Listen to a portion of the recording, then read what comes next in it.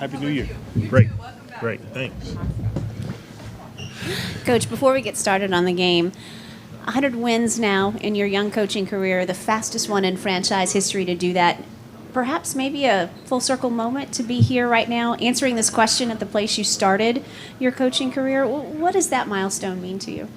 I think the first thing that comes to mind is just grateful, and I want to thank God for that. Just to have the opportunity, Miss Benson, Griff, taking a chance on me, allowing me to have this opportunity to serve and lead this team, and I didn't even know it was 100 wins. So, it's pretty cool to have those type of achievements. Absolutely. Congratulations. Thank you. Drilling down on tonight, obviously not the typical Warrior season, but they can always hurt you, especially from beyond the arc. Priority-wise, what are you focusing in on in defending the arc tonight? Well, they're a team that plays with pride and, they have toughness no matter what they go through. And we know after losing last game to Toronto, they're going to come out firing on all cylinders. So taking those guys off the three-point line, Steph and Clay, and making their catches tough, not allowing them to get second-chance opportunities, we have to come in with that type of mindset tonight. Any update on Z or Jose? Yeah, they're both available for tonight. This is the shortest team in the league. It's 6'5" in Golden State, yet they're top 5 in rebounding. Yeah. How does that translate? Because it really shouldn't make sense for it to be like that. They have hard-nosed players that understand when shots go up, they box out on their end. And then offensively, long shots, they're all crashing. And, Looney does a great job of providing extra opportunities.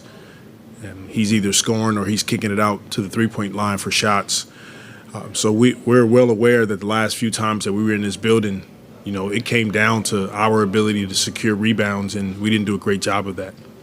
You talked about the three-point defense. You just played a team in Sacramento who's very perimeter-heavy, like Golden State is. Do the defensive principles remain the same, or do you have to tweak them because of personnel?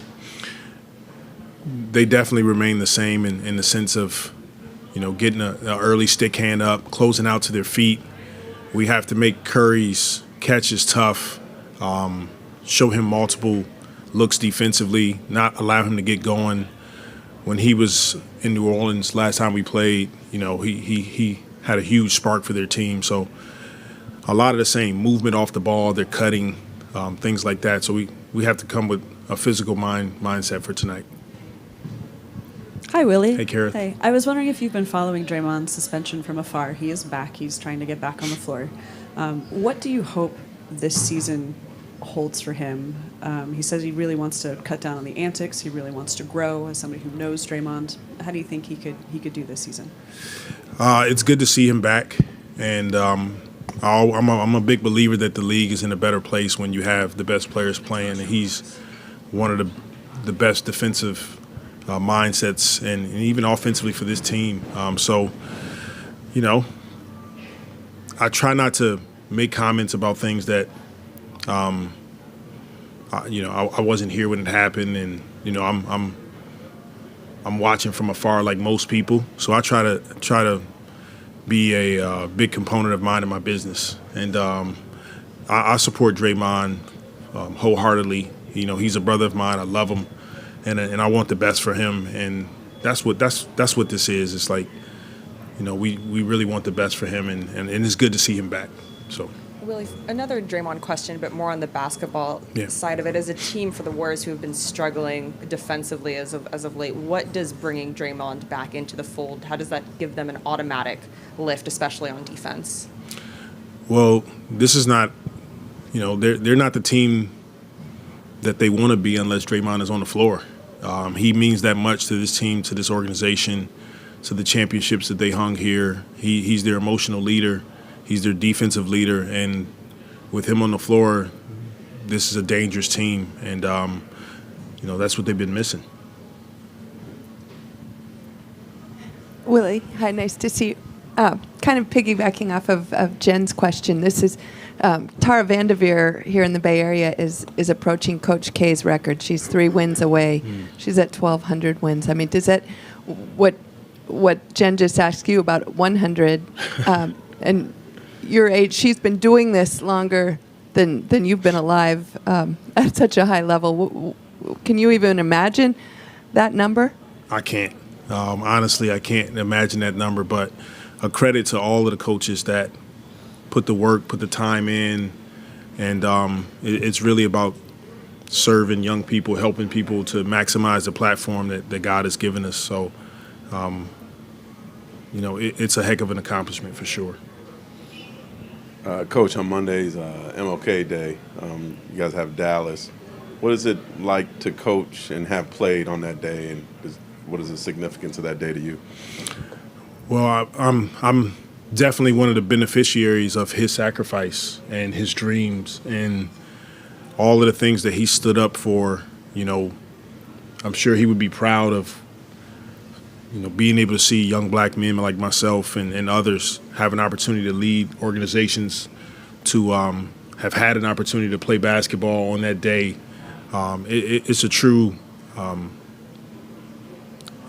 test to what he stood for and how the NBA is doing a great job of pushing those ideas forward. Coach, the last time you guys played the Warriors, Steph had 42. I mean, with them being shorthanded again tonight, do you sort of expect him to be a focal point of their offense again? And what makes him so difficult to guard?